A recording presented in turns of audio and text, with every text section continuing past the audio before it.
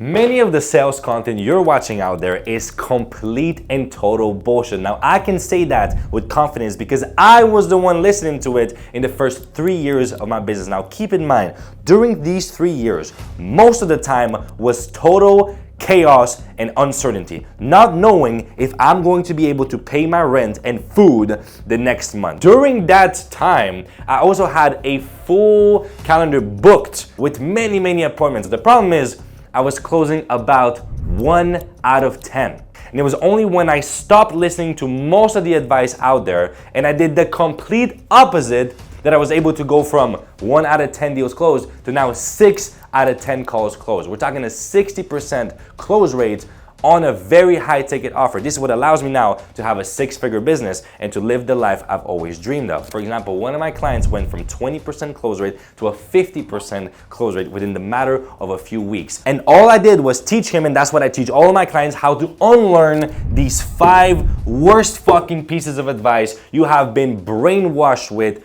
all over the internet. Now, the way where I'm gonna do it today in this video is I'm gonna rank them from, the one that you should avoid, number 1, to the absolute worst one that could genuinely ruin your life, and that ruined mine. What I'll also do at every level, of course, is tell you what should you do instead to become a persuasive person in your core so that you can close any deal you want in any business that you end up creating, any product or service that you're selling. At the top of the list, we have start the call by building rapport. How many times have you started a sales call as a prospect, right? You show up on a sales call, and the first question you get asked is, can you hear me well? Where are you calling in from, bro? I'm not kidding you. Last month, I was looking for a YouTube expert to help me grow my channel.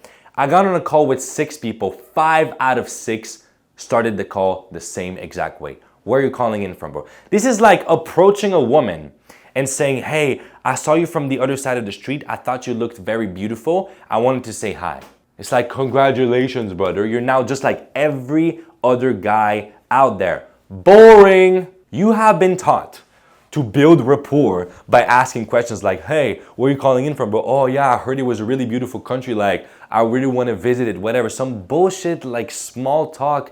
This is not what actually builds rapport. Matter of fact, the reason you've been taught to do that is because what people believe is at the beginning, you should do the small talk. You should try to pretend you want to be their friend, right? So they believe rapport is being built that way. So it's a lot of blah, blah, blah at the beginning to build rapport. And then the more you go through the call, the less and less you build rapport. This is literally the exact opposite of how good salespeople do it. How about instead of trying to be friendly in the beginning of the call and then the more the call goes on, you are more and more serious about, oh, I'm now a salesperson, whatever. How about you open just by mentioning anything that is unique to them, anything you notice about something that they're wearing or something in their background or something about their name, something that cannot by definition be told to anyone else because it's about them personally. So you open the call, a little bit of playful thing, just one little thing, like literally a few seconds. And then you immediately go to, hey, what grabbed your attention? What made you schedule a call with me personally? What about me attracted your attention here? So now you immediately go into the frame of, you are on a sales call. We're not here to be friendly. And then instead of building rapport that way, you build rapport the other way, which is the more the call goes on, the more fun you have with the prospect. The more you know about them, the more you actually build rapport. Now it's time to be friendly. Now it's time to share stories. Now it's time to laugh together. This way the person feels more and more comfortable with you until they actually share with you what is their actual want, what is their fear. And this way you can truly give them what they want, which by definition is the only way you actually make money, is if a human being gives you money. And the only way a human being gives you money is if you give them what they actually want or you help them move away from what they actually don't want. That's it. But the only way you know that is if they share it with you. And the only way they share it with you is if they trust you enough. And the only way they trust you enough is if you build rapport that way. The beginning of the call, bro, the intro should be very fast, like little pattern interrupt, and then boom, you go straight into it. Fuck the small talk at the beginning. This is horrible. I used to do that. Stop doing that. You are being a beginner. What professionals do is the more you start talking about money, the more you start having fun. Like when someone would give me an objection, I'll be playful, be like, tell me, give it to me. Like I'll be laughing, I'll be joking. It's fun. The more fun you make it, the more the person feels relaxed, the more charismatic you are, because charisma is just the ability to make people experience comfort and desire in your presence, just pleasurable, rewarding experiences in your presence. So this is how you actually make the prospect feel like they can open up to you in a way they've never opened up to anyone else, and as soon as that happens, you get the close. Whoo! We are on fire. Now that's just the beginning, you guys. You guys wait until the last one where you will be mind blown. This is what most of you guys are doing right now, and it is totally killing your sales. Okay, number 2, you must create a need. You must create a need. You guys know the saying that goes around in the sales industry. It goes, oh, that guy could sell ice to an Eskimo, as if it's something to be proud of. It's like, congratulations, even if it was true. Congratulations, my friend. You are very good at sales. You're also stupid as fuck. Because think about it this way. If you had the choice between selling, let's say you sold water, because by the way, a lot of people make a lot of money selling water. And you had the choice between selling it to someone who's on a vacation in an all-inclusive resort where they have all of the drinks they would ever want, all of the food and drinks, versus someone who's alone in the desert. And you could teleport to both of these people. Who would you rather sell water to? If you have at least 2 brain cells, not 1 but 2, you would choose the person in the desert. Why? Because you wouldn't need to create a need. They already have the need. All you need to do is to find the need. Plus, you'll also be able to charge much higher because the demand is so much higher. So instead of being proud and trying to go into the most difficult offer, the most difficult person, being like, I can sell anything to anyone. How about being intelligent? Instead of trying to create the need, you simply find the need that is already there. If you just ask open questions, you let the person tell you what they actually want. And you're like, oh, by the way, I have this thing. There you go. This is what I now do with Born to Speak. It's like, it's totally free. You join the community. Link is in the description, by the way. And then I just give you some feedback. I give you some free workshops. We work together a little bit. And then eventually people tell me, oh, Danny, by the way, I need help with that thing. Oh, really? What have you tried in the past? Blah, blah, blah. Okay, well, listen, here's what I have. Would that be what you were looking for to get that result you're after? Yeah, okay, let's do it. It's as simple as this. Surprise. Guys, oh my God. Okay, this is just the beginning. Now, let's go to the next point. You ever heard that the goal is not to close? The goal is to present. Just like present to as many people as possible, bro. This came from my days in network marketing. If you guys don't know what that is, it's multi-level marketing. It's what people call a pyramid scheme, which is definitely arguable. I would definitely not want to come back into that industry. There are also some good sides of it. I learned a lot about sales and leadership and what not to do. But that's where people would tell me, yeah, bro, like, your goal is not to close. Your goal is just to present. Your goal is just to present, just to present. What that ends up creating is like one of my clients right now, he's doing door-to-door, right? So at first, when we started working together, he goes to me, he goes, okay, this is my script. He knocks on doors, asks one question, and then goes and presents his whole thing. It's like, how do you even know I care? How do you even know I give a fuck about what you're about to present to me? So the goal is not to fucking present. The goal is to close. The goal is to close if you figure out that the person wants it. Therefore, the main goal is not for you to share your product or service. It's not to pitch. This only happens. You only pitch. This is what I tell my clients all the time. You only drop the price. You only pitch if you're totally certain the person is already bought into the idea of where they're going to go and what they're going to avoid in your program or product or service. That's it. Only when the person is like, oh my God, I really want that. That would help me so much. That would solve my problem. And they already so bought into the vision. That's when you're like, oh, by the way, Now that you told me this is what you really want, here is how we're gonna get it. Now you plug your product or service to what they already have told you they really wanted. The other day, I go on a call with a guy. He texts me, yo, Danny, we really need to hop on a call. And it's been a long time I haven't talked to him, and I really respect him as a man. So I'm like, wow, maybe he's gonna tell me something and we're gonna be able to collaborate about something. Maybe he has an idea. We hop on the call, he goes, what's up, what's new with you? I share with him a little bit what's new with me, right? And he goes, awesome. We're 3 minutes into the conversation. So let me pitch you 2 things. And then he goes on and actually pitches me 2 different things without asking if I even would need that or why would I even care about it. Did I give him money? Of course the fuck not. Why would I give you money? Even if I have it, like his shit was not that expensive. It was actually cheap. Did you even ask me if I cared? Like, did you even ask me if I would need that? I cannot believe I listened to that advice when I was in network marketing. And if that's the first time you hear someone say, do not do that, at least consider it. Core psychological principles. Remember when I said the only way you make money is if a human being gives you money? Why would he give you money? Only if you help them get what they actually want. But you need to understand what they actually want. Now just tell them what you have. You have a limited amount of hours. Play the game smart. All right, now we're going into red territory. Now we're going into like, what the fuck are you guys doing? Number 4, use discounts as a closing strategy. There is a virus.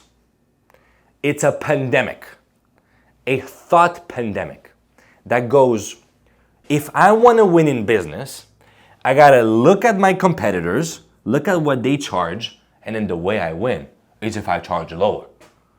You know what the only problem with that is? You can only go down to 0. It is literally a race to 0. It's a race to the bottom. Guess what is infinite? Going up. You can go infinitely up. Now, why does that matter in context of the discounts? If you are going to play the game of sales, then think about it this way. How much easier is it to close a $100 deal to someone who has a total of $500 saved in their bank account? So how much easier is it to close $100 to someone who has $500 as it is to close $10,000 for someone who has $50,000? Which one is easier? Which one is easier? You know what the answer is? Neither. Neither is easier. They're the same level of difficulty. The person who lives in a third world country, who has saved their $500 by working so hard for months. Now they have a full family and now they're like, oh my God, you're asking me for 20% of all of my life savings. It will be just as hard closing the $100 deal as it is to close the $10,000 deal with someone who has $50,000 saved up. The same exact level, the same amount of time, the same amount of energy invested. 100 times more money. If we want to play the game smart, which one will we choose? This is why I remind people, the only way you win at sales is if you play the premium game. You charge high ticket for people who have money. But even if you don't want to play that game, then at least don't play the cheap game. At least don't close with the philosophy of, oh, I will give them a discount and they will buy. You're playing the race to 0. This is what you're doing. And if you want to have good clients, high quality clients, high quality feedback, high quality reputation, you want to make money, what type of person is looking for cheap versus high quality? What type of person? Person who has money or person who's broke? Why do people buy Lamborghinis? Why do people buy Ferraris? Or they could buy a Mazda, I don't know, or like a afford. Why do they do that? Is it because they're looking for cheaper, or is it because they're looking for high quality?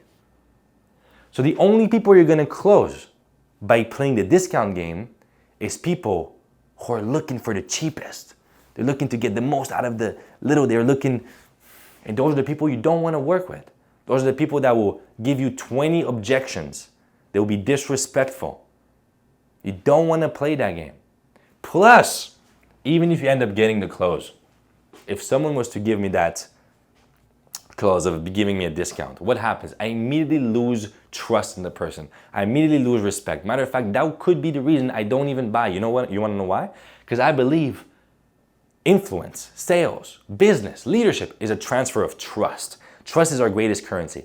So if you're going to close me on a discount, then how do I know you're not going to give an even deeper discount to someone else? How do I know you're not lying to me, you're not manipulating me, you're not completely giving me a different service than what you gave to your other clients? I don't fuck with that. I would find that unfair. Totally unfair. This is why if I ever see that someone literally cannot afford whatever service, whatever offer I pitch them, the only way I would decrease the price is if I remove a deliverable. Okay. Now we're about to go to the last one, point number 5. Now, if you want to practice, by the way, everything that I'm doing, because right now, when I give you guys examples of how I would sell what I tell my clients, basically a big part of the learning process is role playing. This is what we do, role playing. We role play because I believe the best way to learn is through immersion. If you want to learn a new language, is it by 15 minutes per day on Duolingo, on an app on your phone, or is it by being dropped in the middle of a country that only speaks that language, and the only way you survive is to speak that language? When are you going to learn faster? When are you going to get the result faster? That's why I created Born to Speak, around that idea, and it's completely free to join. Now, point number 5, this is the ultimate one, guys. Point number 5, you need a perfect what? You need to rely on a script. Oh my Lord. Let me break that belief once and for all for you right now. If I was to give the perfect script for a product or a service, like line by line, the perfect script to someone who has never done sales in their lives, who's diagnosed with social anxiety, severe social anxiety, seeing therapists, who's bullied, who's isolated, who's depressed, aka the beginning of my journey. By the way, I'm not roasting you if that's you. I was in these shoes. Like, this is how I started my journey. If you were to give the perfect script to that person versus you took Tony Robbins, Daniel G, Jeremy Minor, the Wolf of Wall Street, all of these guys, or a professional speaker, or someone who's animating, someone who's doing comedy, and you were telling them, hey, by the way, I am looking to sell that product or service. I got a couple of people that you can tell them about it. Can you just do that for me? Who do you think will end up closing more deals? Is it about the script, or is it about the person? Same principle. Have you ever closed a friend on watching a certain movie, watching a certain video, reading a book, going to a certain restaurant, doing a certain activity? Have you ever closed a friend on that? So what happens all of a sudden when you're selling now an official product or service? Now all of a sudden you're like, oh, I need a script and now I need to say these words perfectly. Is it really about the script, or is it about the level of certainty that you have, the level of conviction that you have when you're helping a friend out with something and you want to invite them to watch something that changed your life? You have total conviction. You're completely detached from the outcome and you have 100% conviction. Is it about this, or is it about the script? So many of the Instagram gurus, sales gurus, have taught you to use these perfect objection handlers, these perfect memorized objection handling. The problem with that is, if I was to hop on a call and someone was to use a word by word perfect objection handler that I've seen all over the place, that I've experienced in every sales call ever, is the same effect as if you would approach a woman and be like, hey, I really thought you're beautiful. I wanted to say hi. It's like she's heard that so many times, it feels fake. It's boring. It feels easy. People don't want that. It's like when I was taught to use the one closing framework that is like, hey, based on everything that you know now, how likely are you to buy that thing? 0 to 10. Now they would say, I don't know, 7. Oh, interesting. Why not 1? Okay, what will make it a 10? Interesting. If I was to do that for you, would that be... It's like, oh my Lord, this is cheap. It's fast food. It's fast food. How much more powerful is it for you to understand the core principles of human psychology, the core principles of influence that would then allow you, no matter what you sell, what product, what service, no matter what happens to the economy, as long as humans are humans, you are able to sell. As long as human beings still exist, even if you don't sell money, even if you don't charge money, you charge seashells, you charge any resource of exchange, anything that can be exchanged for value. As long as human exists, there will always be an exchange of value, there will be a resource that is exchanged for value, and it will be based on the principles of human psychology. That's it. If you learn it that way, how powerful, how more powerful are you? The problem is that this holds people back. As soon as someone gives you an objection, as soon as someone says something that is out of what you learned by heart as a script, you're fucked. Remember that story I told you about hopping on a call with 5 people? Some of them, like the worst ones, would hop on a call and then they would have this list of questions. They would say, so I have a couple of questions for you. I'll ask these questions, and if we end up figuring out that we're a good fit for each other, I'll tell you what I have. If not, no worries. Good to go. And then they would literally interview me. I don't feel any care whatsoever about what they have to say if I feel like you're interviewing me. You cannot follow a script. That's not how you move people. People buy from people they like, they feel like, or they want to be like. Any of these cases, you're using a script word by word, you're dead. You're going to be replaced by AI. You're going to be replaced by a robot. Hormozy was talking about that on the latest Skool event recording. He was saying he literally has an AI sales rep that is already closing 4-figure deals automatically by text. It's not a call yet. It's coming. It's coming. Do you think people 50 years ago could imagine the state of the technology we have now? Remember, it's compounding. If you don't learn the idea of improv closing, if you don't learn the idea of closing without a script, your ass will get replaced by a robot over the next few years. This is true. This is real.